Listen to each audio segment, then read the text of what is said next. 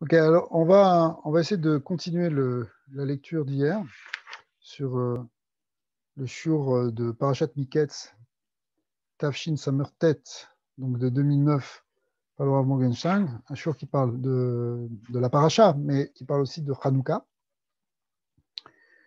Et on a vu une des idées qui était quand même assez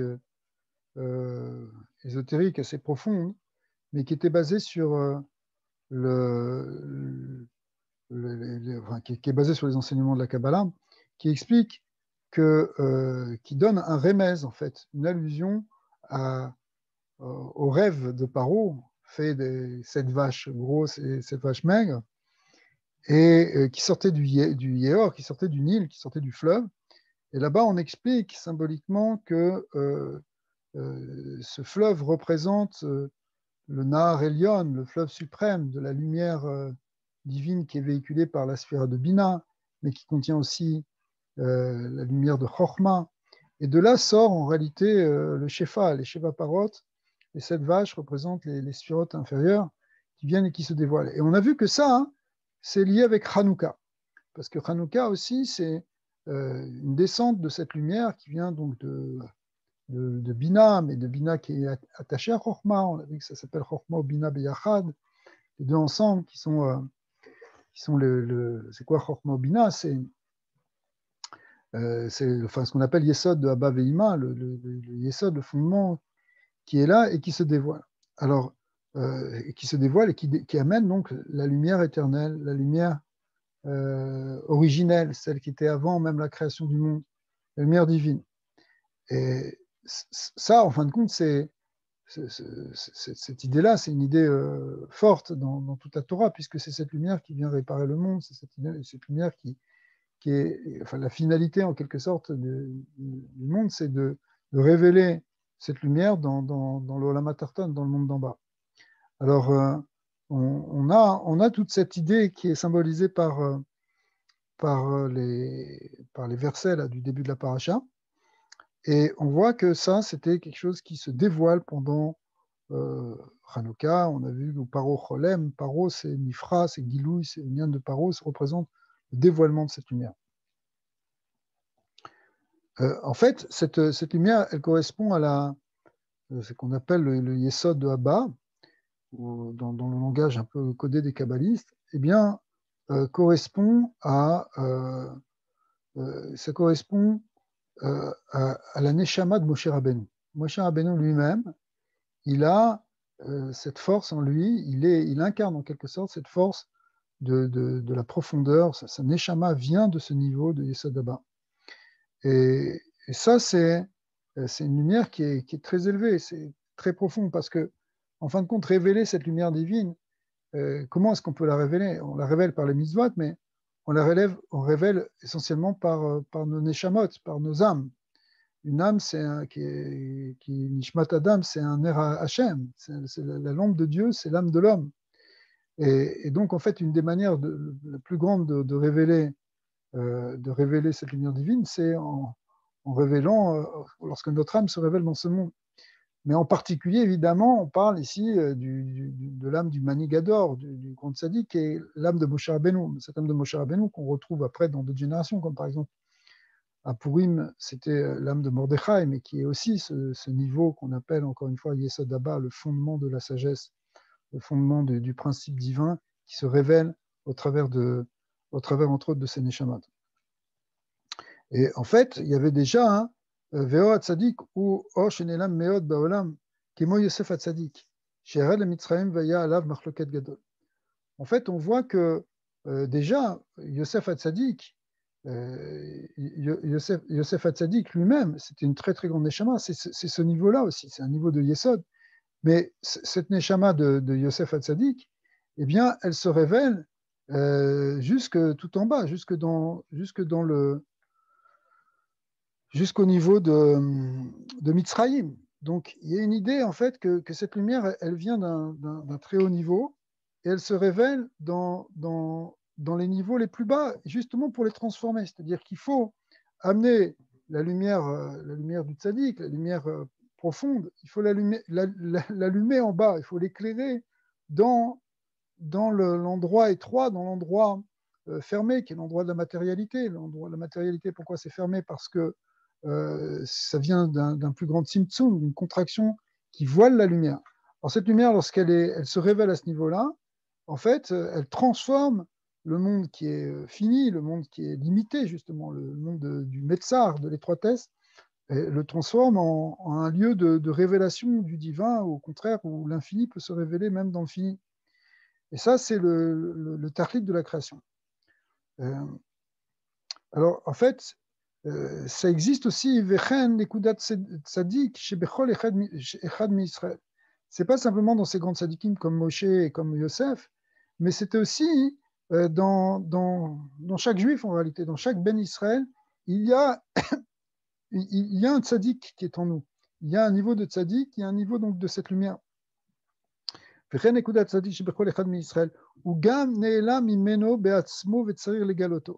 niveau, il faut le révéler. Il est voilé au départ, mais il faut le révéler. Les airs, chez l'eau, l'imkor, auto, chou, le mitzrayim, il ne faut pas le revendre en Égypte.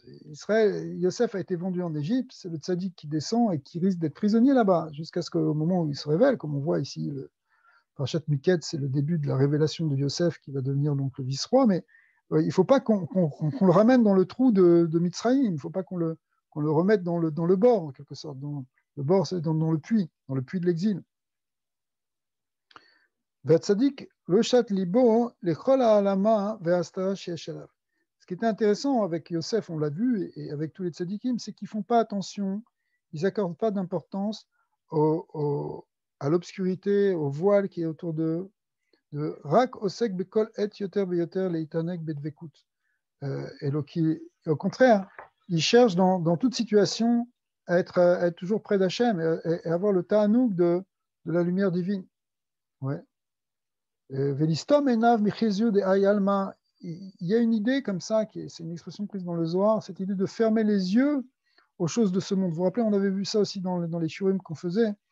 On disait qu'il y a une méditation qui consiste à fermer les yeux, puis après les rouvrir. Eh bien, en fait, de manière plus générale, il y a cette idée de fermer les yeux aux choses de ce monde. Pas parce qu'il faut se fermer les yeux et parce c'est pas la politique de l'autruche dont on parle ici, mais c'est l'idée de ne pas voir ce qui est illusoire, mais voir derrière l'extériorité, voir la profondeur. Et quand on voit cette profondeur, alors on n'est pas impressionné par le monde extérieur, on est au contraire, on est en dvécoute avec Hachem. On voit la lumière divine, on voit que c'est lui qui dirige le monde, c'est qu'il y a un sens. Comme par exemple aujourd'hui, bon, alors en fin de compte, on peut tomber dans un piège qui est celui de s'accrocher sans arrêt aux dernières nouvelles, les médias, qu'est-ce qui se passe, le nombre de cas contaminés, le nombre de décès, les progrès des vaccins, etc. Donc on est que quand on est sans arrêt, ça fait presque un an que on parle que de ça pratiquement, et on peut être très préoccupé par ça, c'est extrêmement anxiogène, ça amène pas d'espoir, ou alors on a de l'espoir, des déceptions, enfin bref, on passe par toutes sortes de sentiments et qui sont pas en général très positifs. Et il y a une manière de dire, ok, il y a une réalité extérieure, elle est ce qu'elle est, mais on va essayer de regarder ce qu'il y a derrière, qu'est-ce qu'il y a de plus petit. Est-ce qu'on a vraiment une croyance que Hachem est Echad et qu'il y a un Dieu qui dirige le monde?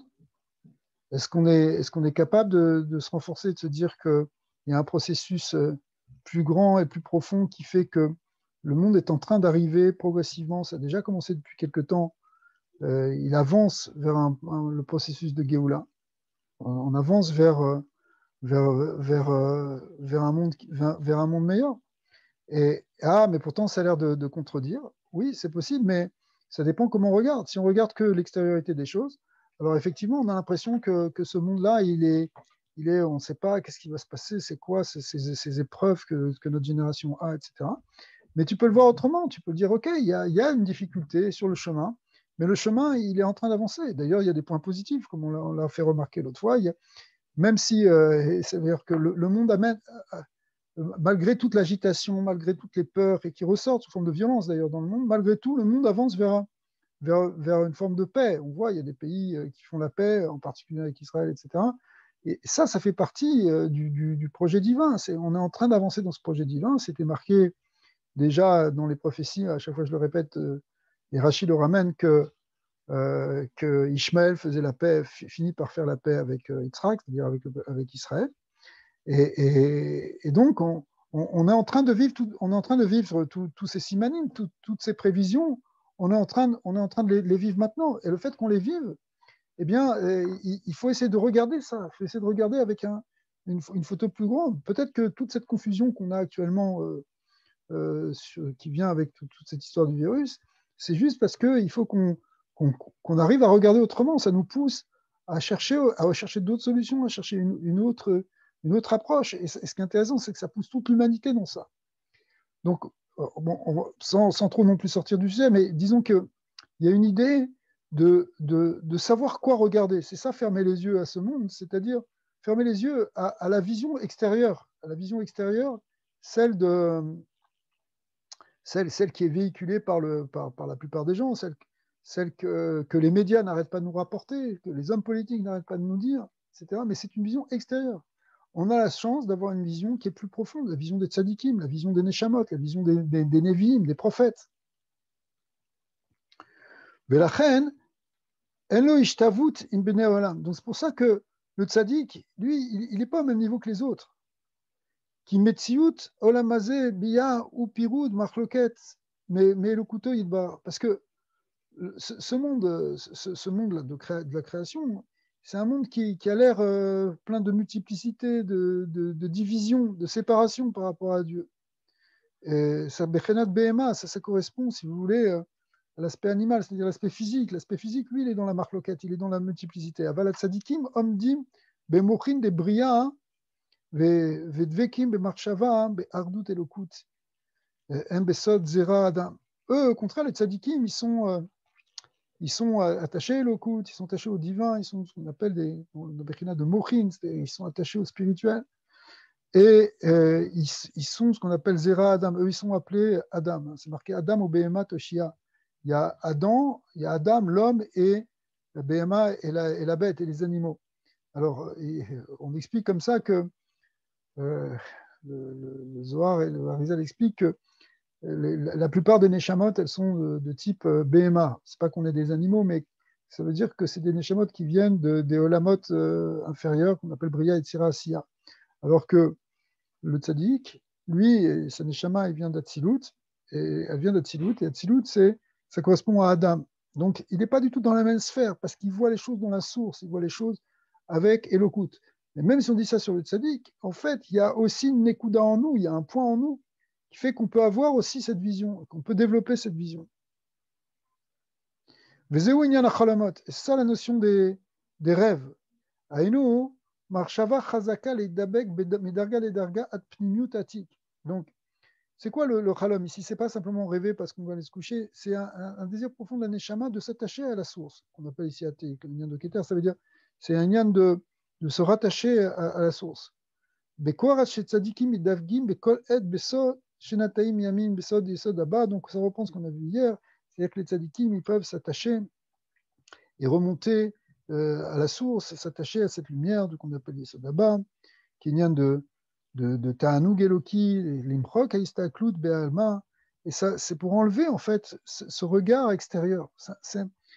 C'est terrible parce que nous, on pense que c'est vrai, il faut être informé, c'est très bien de savoir, etc. Mais attention, c'est rien qu'une vision extérieure, hitsoni des choses. D'ailleurs, est-ce que vous vous souvenez de tous les journaux que vous avez lus il y a 1 an, il y a 2 ans, il y a 10 ans, il y a 15 ans, j'en sais rien. On oublie toutes ces nouvelles, on oublie tout ça parce que, au fond, c'est que des événements qui se succèdent et on n'a pas le recul pour voir, pour comprendre la profondeur. Mais le vrai recul, on l'a avec cet œil intérieur, avec cet œil de la prophétie. Ouais. Et chez Bazé, donc, quand on arrive en fin de compte à avoir ce regard du tzaddik, eh bien c'est ça qui crée en fait pour nous aussi cette ascension en quelque sorte, pour arriver à une vision plus profonde. Donc c'est ça le rêve. Le rêve, en fait, le rêve ici, c'est pas le rêve au sens simple, c'est l'idée de de revenir à une vision intérieure. Le rêve dans la Kabbalah, ici, chez les prophètes prophétisent en rêve, c'est-à-dire que le rêve, ça représente la prophétie ici. Alors du coup, on arrive à ce moment-là, on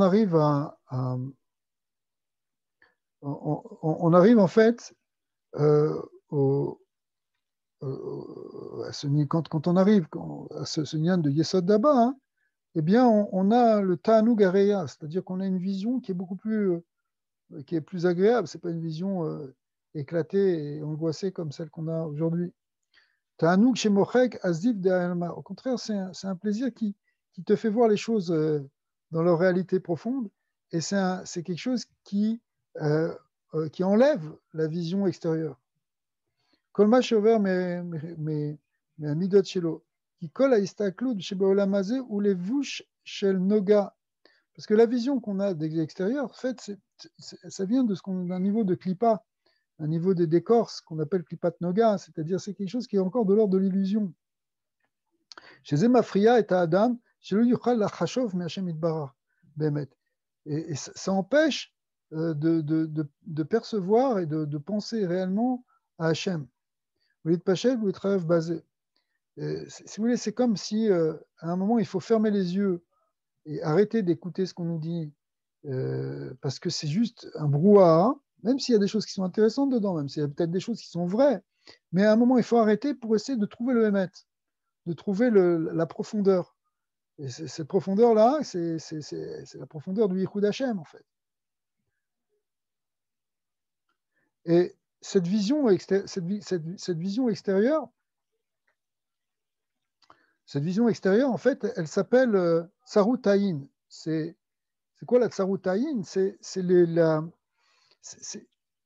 l'œil mesquin, c'est l'œil petit. C'est ce qui fait qu'on voit les choses de manière toujours selon la petitesse, selon un petit angle, toujours avec un a priori négatif, avec une vision toujours étroite des choses.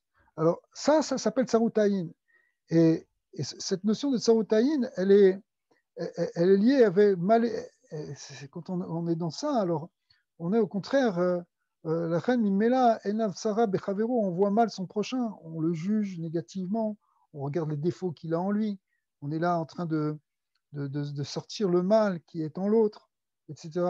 Et on est au Malé Kinav et Ta'ava et Kavod. Dans ce moment-là, avec cette vision-là, vient d'autre chose. Elle vient le fait qu'on est rempli de kina, de jalousie, de ta'ava, de désir, de kavod, de volonté de recevoir du kavod, de l'honneur, shalom amazé. Machen kema shezochim lemchok istaklut shela olamazé. Mais quand on arrive à échapper à cette lumière, à l'effacer, pas cette lumière, cette vision, parce qu'on sort de ce regard du olamazé, qu'on rentre dans le regard profond, le regard qui vient du tzaddik, le regard de Yesod Abba, qui vient de la pnimiut de la Torah, etc., eh bien, lorsqu'on arrive basé mimela olim les pnimiutatik, on monte dans les niveaux d'union avec Hachem qui sont très forts. Atik, on a vu cette notion de ta'anoug, de plaisir.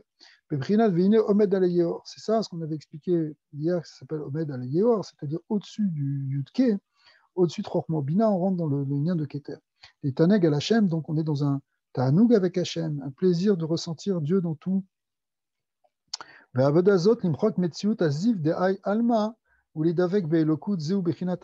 ça l'idée de fleuve. Le fleuve, c'est pour comme quelqu'un qui va dans un mikvé, qui se purifie. En fait, il enlève la vision extérieure pour entrer dans quelque chose de plus profond. Yesod de Hava, Mekouchar, les Yesod de Ima, Sham, Noladim, Midot, Sheva Parot, et c'est ça qui va générer maintenant des bonnes Midot, qui vont être les Sheva Parot, les 7 pages. Chat et Ma'alam et Sheva les Mata, comme on a expliqué, une en haut et 7 en bas, ça correspond à Bina qui est en haut et les 7 Midot qui en sortent. Ok, alors Hanouka maintenant, alors on va expliquer maintenant, Ve'ata Nevaer Mashekatouv, Rabbi Akadosh Bilkut Moharan. Alors on revient maintenant à ce qu'a dit Rabbi Nachman. Là-bas maintenant c'est dans Zain Tignana, Shekefi sheomrim selarna beyom kippour ken zochim le Chanukah. Il a une expression qui était bien ramenée chez les Chassidés Breslev, qui dit que à la mesure de la Teshuvah de Yom Kippour, quand on dit Selachna, pardonne-nous, pardonne de grâce, c'est-à-dire en fait c'est la Teshuvah de Kippour, eh bien à la manière, à la hauteur de ta Teshuvah, eh bien tu vas ressentir, tu vas mériter Hanouka. Hanouka est donc en quelque sorte la conséquence, la suite logique, la suite directe de la Avoda de Kippour, enfin de Rosh Hashanah et Kippour. Ken zochim le Hanouka, ki inyan shmonat yemei Hanouka, ou emsher le selachna shel Yom Kippour. En fait, les 8 jours de Hanouka, c'est la suite de Kippour, c'est la suite. Qui a selachna shel Yom Kippour, ça veut dire quoi le selachna, c'est cette tchouva qu'on fait, cette demande de pardon qu'on fait avant. C'est mechapel al chataim, c'est quelque chose qui répare les fautes. Vekol chet gorem sheyesh levush lotov nefesh adam. Pourquoi? Parce que quand on fait une faute, ça entraîne que notre âme, notre nefesh, s'habille d'un mauvais vêtement, un sale vêtement, un vêtement sale. D'accord? Chez Bazé, Navin Kesher divrei à Haftorah le Chanukah ve Yoshua aya lovesh begadim tsoim. La Haftarah qu'on a lu ce Shabbat, déjà, puisqu'il n'y avait qu'un seul Shabbat cette année, donc on l'a lu le Shabbat de Chanukah, où là-bas on parle que Yoshua qui était, c'est pas le Yoshua de Moshe, c'est un autre, c'était celui qui était Kohen Gadol, à l'époque du premier temple, eh bien, il avait des vêtements qui étaient sales, tsoim, qui étaient, oui. Uba malach veorid alevushim matsoim. Et l'ange est venu, il lui a enlevé ses vêtements sales. Mais le bichou machalatzot, et il l'a habillé en fait de vêtements qui étaient de lin propre. Et le Bnei Isracha, il dit que ça c'est un rapport avec Hanouka, parce que Hanouka effectivement, à Hanouka, ou Gomar Achotem Shel Hayamim Noarim, en fait c'est la conclusion finale des Yamim Noarim, c'est-à-dire de Rosh Hashanah Kippour, tout ce qu'on a fait pendant Tishri. Au Migdalé Arshav derrière Shel Tshuva, l'école Achataim, Shayu Shel Adam. Et maintenant, la voix de la Tshuva se révèle à l'homme pendant Hanouka. En fait, c'est comme si on a fait Tshuva pendant Yom Kippour, etc. Mais maintenant, on a à Hanouka, on comprend vraiment le derrière de la Tshuva. Comment revenir? Parce qu'il ne faut pas s'arrêter. La Tshuva, il ne faut pas qu'elle s'arrête à Yom Kippour. Ce n'est pas qu'on a fait Tshuva une fois par an et après c'est terminé. En fait, c'est quelque chose qui nous accompagne tout le temps. C'est-à-dire, c'est un derrière. C'est quoi le derrière de Tshuva? C'est la volonté et la avoda de revenir, de se rapprocher d'Akadosh Baruch Hu en permanence. Eh bien, ça se révèle maintenant réellement à Hanouka.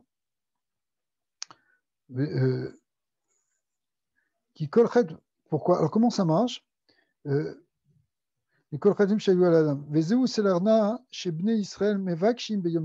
quand on demande pardon à Yom Kippour, et en fait, chez eux, derrière Amrika, en fait, on veut effacer la faute, on veut effacer le regard négatif dont on a parlé tout à l'heure, qui kolchet boré malach. Et en fait, on veut effacer l'ange qui a été créé par la faute. Chez eux, Amalar, Mafria et Adam, parce que cet ange, c'est-à-dire cette force négative qui a été créée par notre faute, si vous voulez, la faute crée de la négativité. Cette négativité, elle vient et maintenant elle nous dérange, c'est elle qui nous perturbe. Veu Malara, c'est un mauvais ange. Et regardez bien ce qui est marqué ici. Chez Goremlo, Bechol et la Chashov Mise Aïnyan Shechatabo. C'est une des pires choses avec la faute, c'est la culpabilité qui vient avec. Et on peut être même, ça peut même être obsessionnel. On pense à ça, qu'est-ce qu'on a fait, on ne sait pas bien. Et ça, en fait, toutes ces pensées qui viennent après, c'est entre guillemets, si on peut le dire comme ça, l'ange qui a été créé par la faute. Alors, il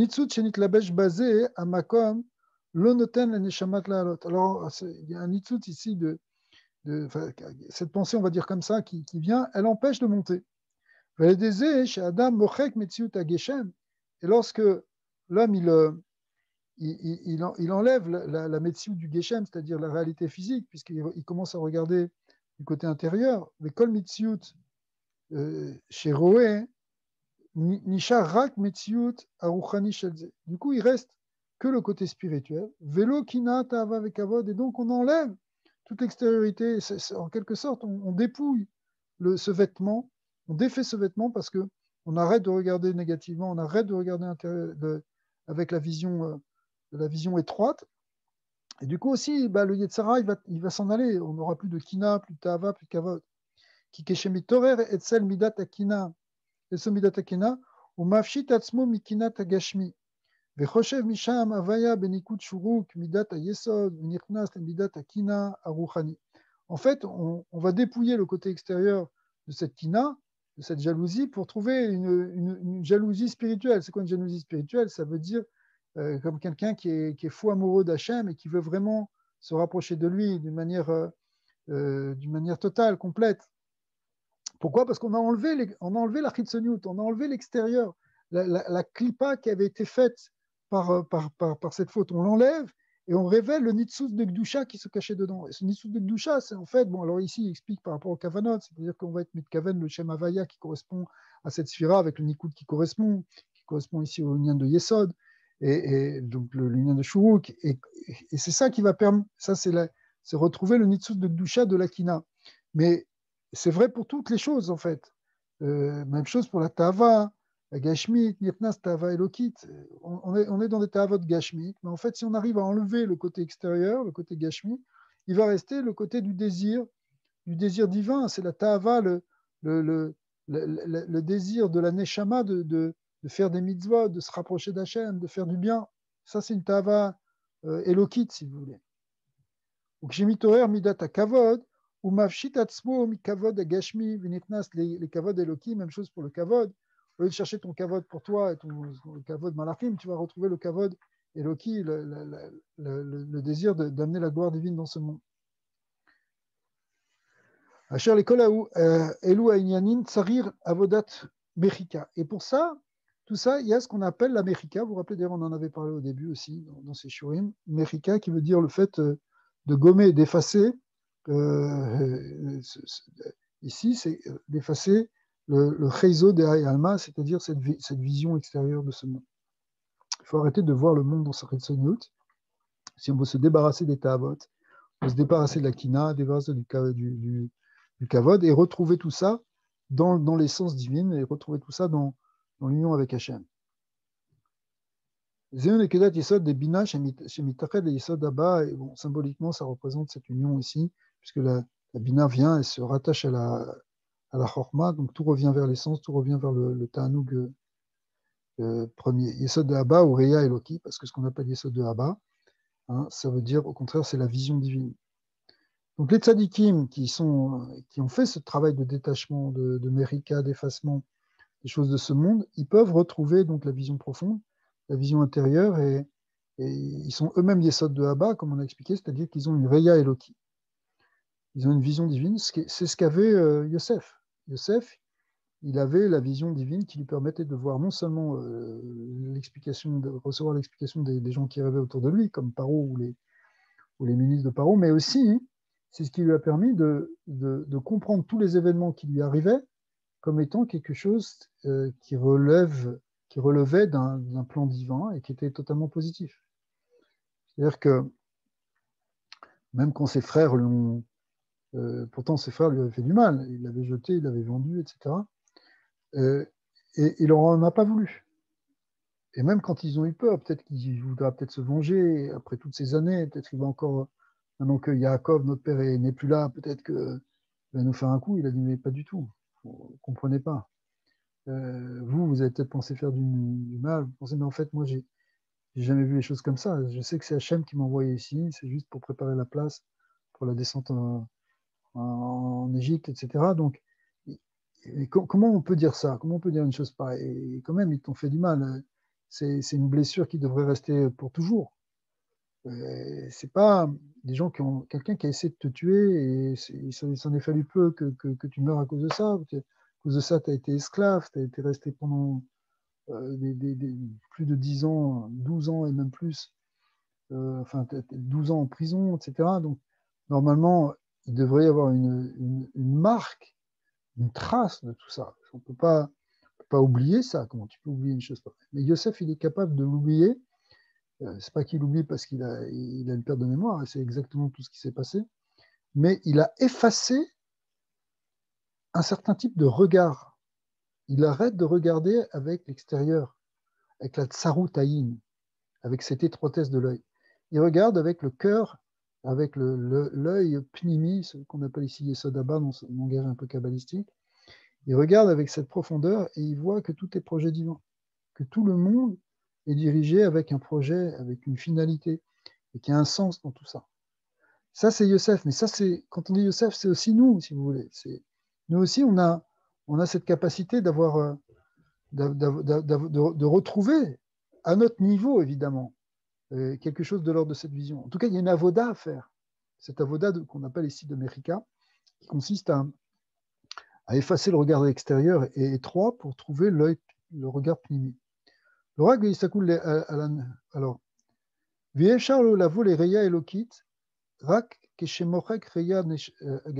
pour y arriver à cette vision divine, il faut effacer la vision matérialiste, matérielle. Vous voyez ? Et là, on retrouve la symbolique de Hanouka, où on dit, quand on allume les nérotes, on dit que on ne doit pas les utiliser.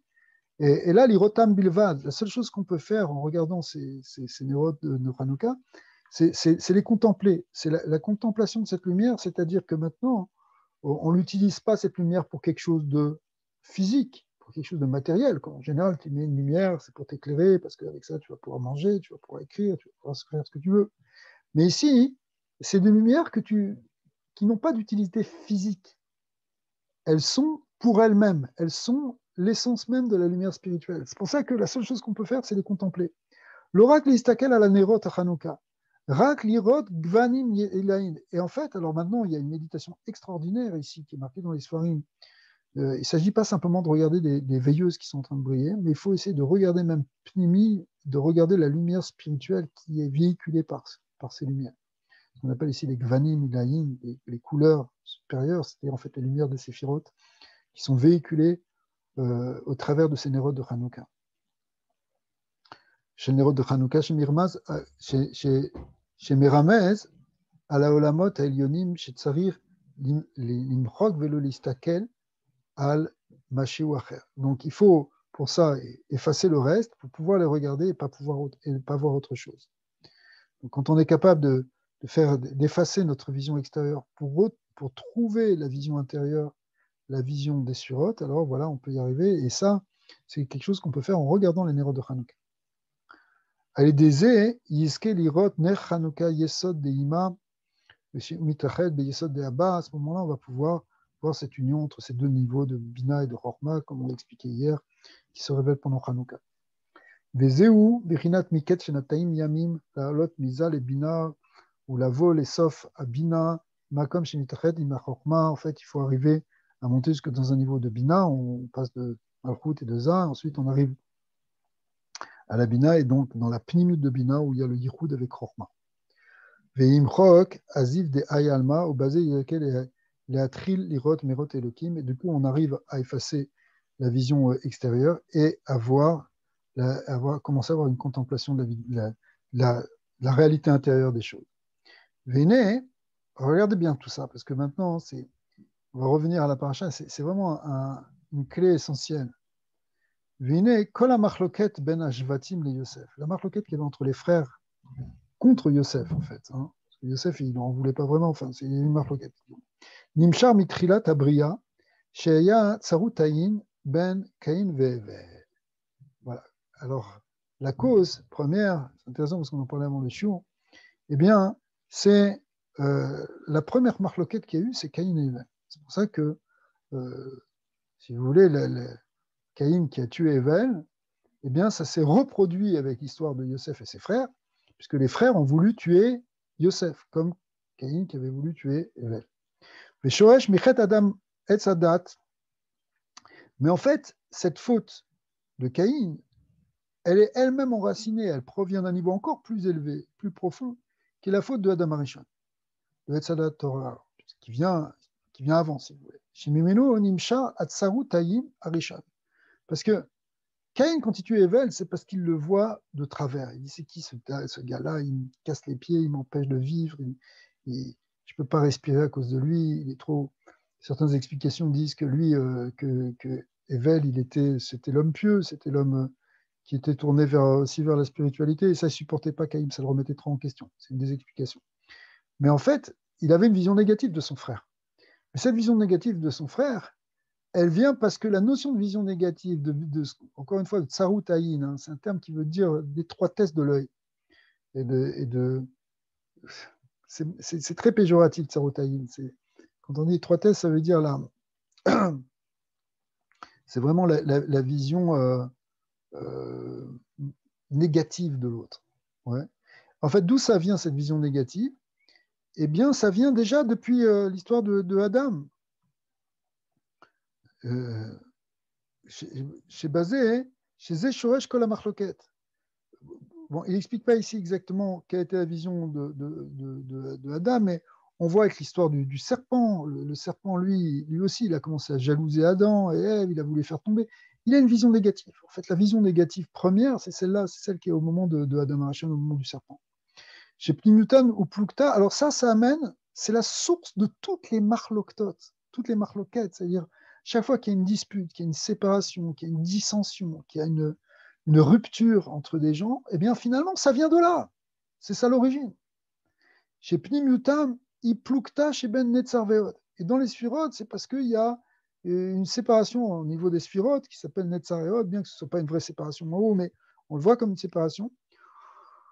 Ou Bilshon, c'est un peu technique au niveau Kabbalah, mais on pourrait l'expliquer. Ou Bilshon Acher chez Olam Biya Nifradim Me'achdut Yitbarach. C'est en fait la séparation première, c'est la séparation entre le monde et Dieu.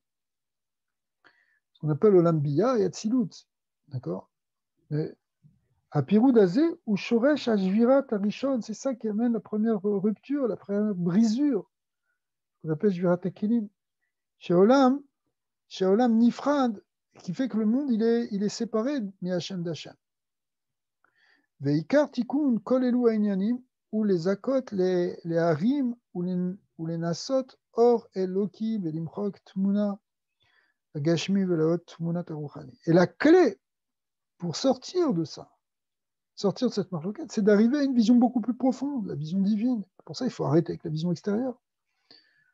Et bon, on a pris comme exemple tout à l'heure l'histoire de ce qui se passe avec tout ce virus, mais ne parlons même pas, surtout pas, de ce qui se passe dans le monde politique, les marloquettes qu'il y a entre les partis politiques, entre les hommes politiques, la shonara, les coups bas, les séparations, les retournements. Ne parlons pas de ce qui se passe.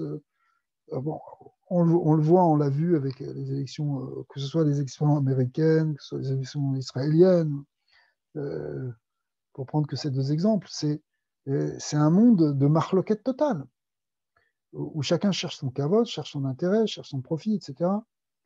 Et en fait, on ne peut pas sortir de ça si on n'arrive pas à effacer, toute cette manière de voir les choses.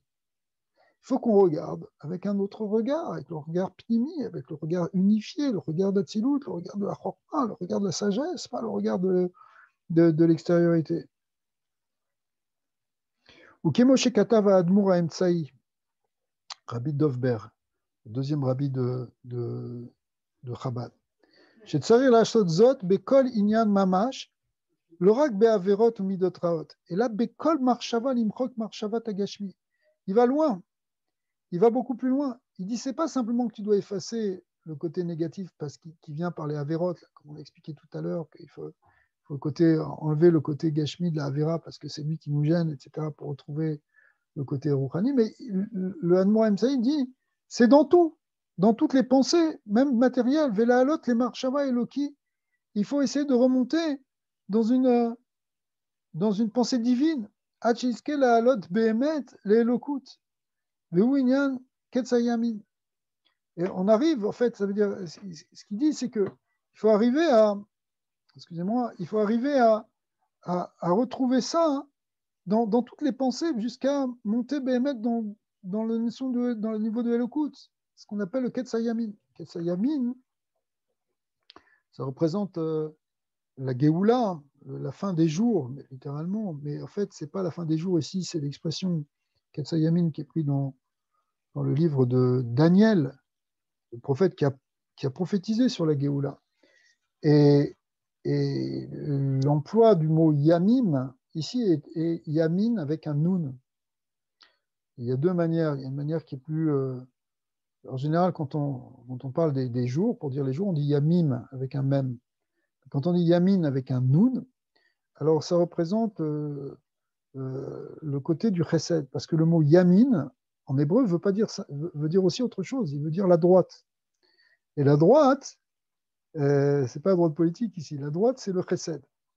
Donc c'est quoi le chesed? Le chesed, c'est le chesed qui se révèle au moment du ketz. Le ketz à yamin, c'est le côté de la lumière qui se révèle, c'est la fin en fait de l'exil. Hein. Cette fin de l'exil où la lumière se révèle, où le bien l'emporte, où le shalom revient à Baolam. Comme on voit effectivement dans la paracha de Miketz, où il y a cette illusion, Miketz, Shenataim Yamim, là-bas, ce mot Ketz aussi, il fait référence, d'après le Zohar, il fait référence au Ketz, à Yamin, celui de la fin des temps, celui de Mashiach. Effectivement, on voit que Yosef sort du puits de Eretzeu Minabor, on le sort du puits, enfin, on le sort de la prison, mais la prison était un puits sous terre. Donc, en fait, ça représente la sortie de l'exil. Yosef qui sort du puits, c'est le clan d'Israël qui sort de l'exil. Et quand il sort de l'exil, il sort au moment du Mashiach, c'est-à-dire c'est Ketz Hayamin. Et c'est quoi le Ketz Hayamin? En fait, c'est que, justement, on a arrêté de voir avec le Tsarut Aïn. On ne voit plus avec l'œil de l'étroitesse, avec le Mitzraïm. On le voit au contraire avec la Pnimiout, l'œil de Yosef, qui est appelé Avrer. Avrer, ça veut dire un Av, il est un père dans la sagesse, et Rach, Rech ou Rach, qui veut dire qui est jeune. Il a la fraîcheur en même temps du cœur, parce que c'est interdit d'être vieux en même temps, dit Rabbi Nachman. C'est-à-dire quoi, c'est interdit d'être vieux? C'est-à-dire qu'il ne faut pas non plus se dire, bah, moi je suis sage, je connais tout, et ça y est, je vais tout vous apprendre, les enfants. Non, non. Un vrai sage, c'est quelqu'un qui a encore la fraîcheur d'un jeune enfant. Il connaît toute la sagesse, mais il est tout le temps en train d'apprendre. Et ça, c'est Yosef. Yosef, il devient le vice-roi, mais il ne se croit pas supérieur aux autres. Et il reste encore rare, il reste encore tendre. Le mot rare, en hébreu, ça veut dire aussi la souplesse, en fait. Hein. Comme par exemple le roseau. Le roseau, par rapport au chêne, le chêne, il est dur et fort, alors que le roseau est souple. Mais en même temps, lorsqu'il y a une tempête, c'est le roseau qui tient. Pourquoi? Parce qu'il a la souplesse, il est capable de s'adapter. Donc, la force de Yosef, c'est qu'il a cette souplesse. Donc ça, c'est la souplesse de la sagesse. C'est-à-dire que cet œil intérieur qu'on développe, qui correspond à la chorma, c'est pour ça qu'il s'appelle aussi Av, Av qui veut dire le père, le principe. Bon, Av veut dire le principe, qui est la sagesse, comme on a vu, ça s'appelle Abba. Abba, c'est la chorma. Donc Yosef, qui est ce Yesod d'Abba, il a à la fois cette source du regard pnimi, du regard de la chorma, et en même temps, il a cette souplesse. Et c'est que de cette manière qu'on peut arriver au vrai tikkun. On peut arriver à sortir. On a vu, pour faire ça, il faut sortir de la vision extérieure.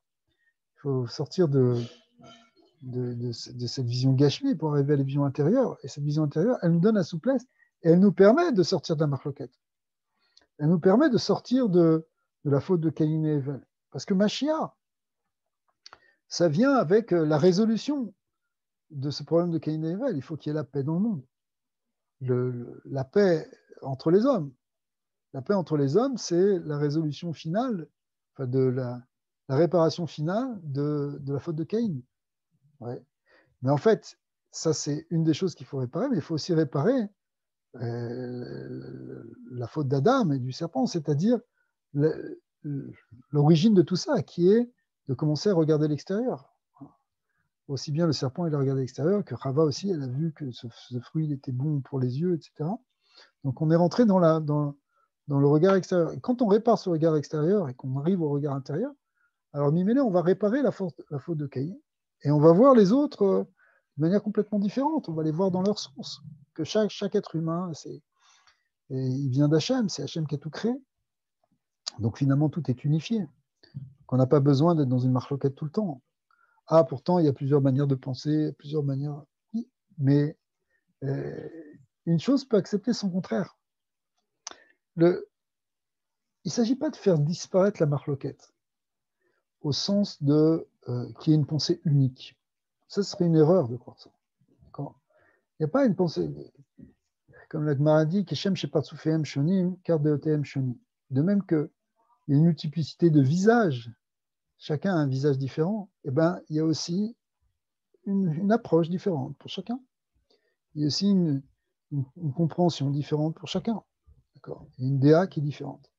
Et on ne va pas nier ça. Mais l'idée, c'est de revenir à ce qu'on appelle une marloquette leshem shamaïm. Comme on voit avec Shammai et Hillel.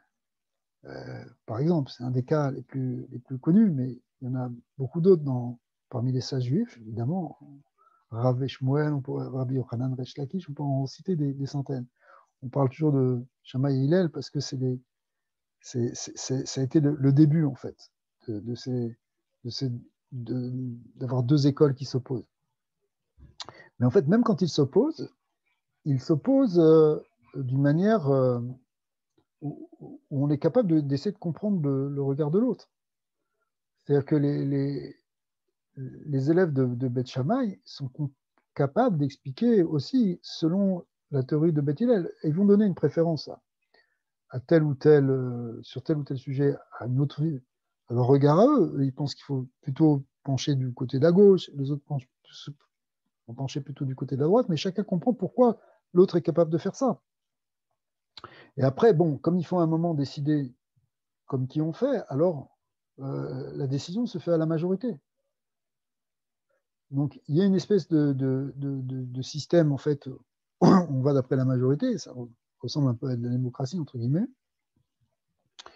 parce qu'il ne s'agit pas ici de démocratie au sens où on entend aujourd'hui, il s'agit ici c'est des sages qui discutent entre eux, mais on va d'après la majorité, mais on n'est pas en train de s'étriper, puisqu'on est en train de chercher la vérité.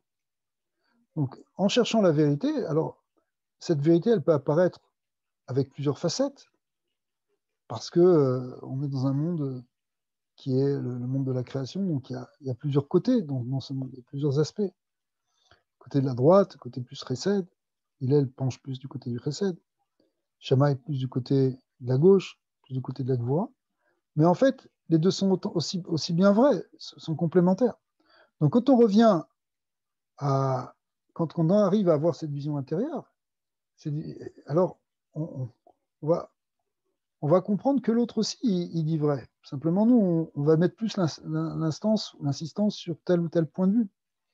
Pour donner une illustration qui correspond à Hanouka, sur la manière d'allumer les nérodes de Hanouka, il y a une fameuse marloquette entre Beth Shammai et Beth Hillel. Beth Hillel, on allume le premier soir une bougie, puis le second deux, et on va en croissant le 3, 4, 5, 7, 8. En revanche, Beth Shammai, c'est très connu, il va dans le sens contraire. Le premier soir, il pense qu'il faut allumer 8 nérodes, et puis 7, 6, 5, 4, 3, 2, 1. Alors, a priori, quelqu'un qui aurait une vision extérieure va dire « mais je ne comprends pas, il y en a un qui a faux ». Mais en fait, les deux, Shammai comme Hillel, comprennent que les deux aspects sont vrais. Simplement, sur quoi on met l'insistance ? Sur quoi, et quand on dit sur quoi on met l'insistance, ça veut dire c'est quoi l'approche ? D'après Beth Hillel, il faut aller en augmentant dans la lumière. C'est quoi augmenter dans la lumière ? Ça veut dire on va et on progresse, on avance avec la lumière du chesed, on fait grandir le chesed dans le monde, on fait grandir la lumière dans le monde. Pour Beth Shammai, l'important c'est déjà de repousser le maximum d'obscurité au départ. Donc comme il y a beaucoup d'obscurité au début, il faut mettre beaucoup de lumière pour repousser l'obscurité. Pour Beth Hillel, plus on va avancer, plus l'obscurité va disparaître, puisqu'on avance en augmentant dans la lumière. Alors que Beth Shammai, il dit, il faut commencer à contrer l'obscurité au départ en force, et après, les choses vont être de plus en plus faciles. Par exemple, en quoi ça se traduit dans notre avoda ? Supposons qu'on a, c'est pas que supposons, c'est notre réalité. On a des côtés obscurs, on a des côtés un peu lumineux. Le côté obscur, c'est le côté de notre Yetzara, c'est le côté de nos mauvaises nouvinotes. Alors, d'après Beth Hillel, qui en fait, certains disent que ça correspond à la voie de la chassidoute ici. C'est quoi la voie de la chassidoute ? C'est une voie où, eh bien, fais des mitzvot, commence petit à petit, ça va repousser ton Yetzara. plus tu vas augmenter dans la lumière, plus tu vas étudier des Sfarim, de Kedusha, plus tu vas faire des mitzvot, plus la force de la Kedusha va gagner, va grandir, et ça va finir par repousser ton Yetzer Hara. Tu vas finir par l'arranger, faire le tikkun de ta klipa. Bet Hillel, Bet Shammai, lui, il est plus ce qu'on pourrait appeler, certains appelaient comme ça, c'est pour ça qu'on peut se permettre de dire, plus à côté du Moussar. Dans le Moussar, c'est plus d'abord ce qu'on appelle le Sourmera. Enlève déjà ton Yetzer Hara avant de commencer à étudier des Sfarim de Kabbalah. D'accord? Il faut d'abord, tu luttes fortement, paf, tu mets un grand coup au rocher, au côté négatif qui est en toi, et tu vas mettre beaucoup d'énergie là-dessus, et après les choses vont devenir plus faciles.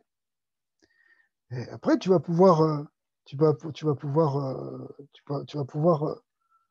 rapprocher de la Géoula. Mais d'abord, il faut chasser le, hein, parce qu'on a les deux plans, hein, pour ceux qui connaissent ce sujet, mais ce que dit Shlomo, c'est Sourmera vers Setov. Il y a à la fois le côté Sourmera qui correspond au fait de s'éloigner du mal. C'est l'idée aussi qui est contenue dans les mitzvot Lota Assez. Et tu as le Asetov, c'est le fait de faire du bien, qui correspond au mitzvot Assez. Mais a priori, et d'ailleurs le verset a l'air de le dire comme ça, hein, il faut d'abord Sourmera, enlève le mal qui est en toi, éloigne-toi du mal, et ensuite fais le bien. Parce que quoi, tu vas faire du bien alors que tu es encore tordu, tu es encore plein de saleté, ça va pas. Alors d'un côté, ça c'est la voie justement qui correspond à Beth Shammai, si vous voulez. Donc il faut d'abord la Gvoura, d'abord travailler sur soi pour pouvoir faire du bien. Et la voie de Hillel, qui est la voie sur laquelle on est possède, puisqu'on fait comme Hillel, et qui correspond à la voie de la Chassidoute en même temps, c'est qu'on rajoute du Tov, on fait beaucoup de Tov, et le mal va partir. Bien sûr qu'il y a un travail à faire pour enlever le mal qui est en soi, mais c'est pas ça c'est pas qu'on attend d'avoir enlevé tout le mal en soi pour pouvoir faire du bien, pour pouvoir amener de la lumière. Au contraire, c'est en amenant de la lumière que petit à petit on va avoir la force de repousser le mal. Parce qu'on fait des mitzvot, parce qu'on fait des choses sur lesquelles on est fort, on a la force de lutter contre les choses où on est faible. On n'attend pas d'être métaken d'abord tout le faible pour pouvoir faire du bien. Donc, il y a deux écoles. Mais finalement, l'école de Beth Hillel l'a emporté par rapport à ça. Alors, ce qui est intéressant, c'est que voilà, au moment de la Géoula, on revient à être capable de. Peut-être qu'il va y avoir plusieurs avis. On ne va pas nier, ce n'est pas un système communiste où tout le monde doit penser de la même manière et je ne veux voir qu'une tête. C'est pas ça. Il n'y a pas de brainwashing ici. C'est pas du tout ça. Il va y avoir des avis différents. Mais les avis différents, si on regarde avec l'intériorité, alors d'abord, on va garder que des choses qui sont vraies, pas des choses qui sont des mensonges. Et en plus, on va être capable de pouvoir saisir la complémentarité d'un avis différent. Donc, peut-être qu'on penserait... Oui. J'ai une question. Premièrement, un cours fabuleux. Là, merci beaucoup. Je ne connaissais pas la différence entre Shammai et Hillel, mais ce que je trouve extraordinaire dans ce que vous venez de dire, ça va faire quand même 36 chandelles au total avec Shammai et Hillel, mais je voulais savoir si c'est lié avec les 36 tzadikim hors Eretz Israël et 36 tzadikim dans toutes les générations en Eretz Israël. Bien sûr. J'aimerais savoir c'est quoi ça, s'il vous plaît. Tout à fait, puisqu'effectivement, on a vu que ces nérotes représentent des neshamot, la lumière de la neshama. Eh bien, les 36 lumières qu'on va allumer pendant la fête de Hanouka, elles correspondent à ce qu'on appelle les Lamed Vav Tzadikim, les 36 Tzadikim cachés, qui sont dans chaque génération. Ils correspondent aussi, on avait fait un show là-dessus une fois, aux 36 heures pendant lesquelles le Or Aganouz, la lumière cachée du début de la création, brillait encore dans le monde. 36 heures depuis la création d'Adam jusqu'à la fin du Shabbat. Bon, ça veut dire, c'est cette idée aussi, pour faire court, c'est cette idée effectivement de la lumière cachée de la création, le Or En Sof, qui est en même temps ce Or En Sof qui se manifeste au travers des tzadikim, comme on le voit ici, effectivement, c'est exactement ça. Alors voilà, Hanouka, il reste encore quelques jours, là, il faut profiter de cette lumière, amener cette lumière, les matam et asarat fachim, en bas, dans le monde Gashmi, dans le monde concret, révéler ce or la Neshama sort des tzadikim, sort du tzadik.